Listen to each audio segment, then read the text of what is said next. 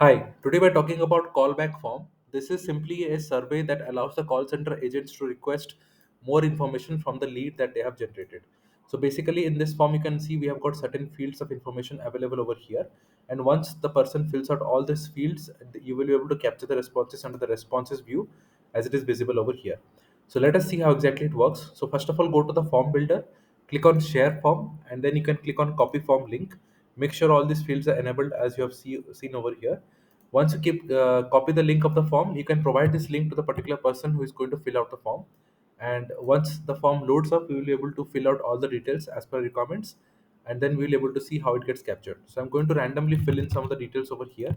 As you can see, it is showing me this form where I can enter the details. So I'm just randomly filling in some details and information. Okay.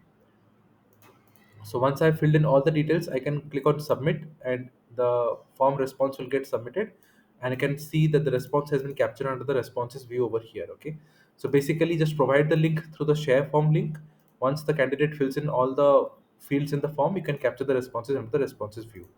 Obviously, all the fields are customizable and editable as per your needs. You can play around with all the settings and changes as per your preference. Okay.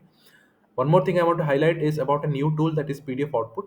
PDF Output is a tool which can help you generate PDF documents in bulk.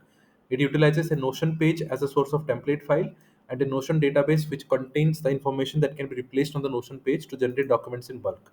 I've added a video of how you can do the same for invoices. You can watch the video of professional invoices and understand how it generates documents in bulk.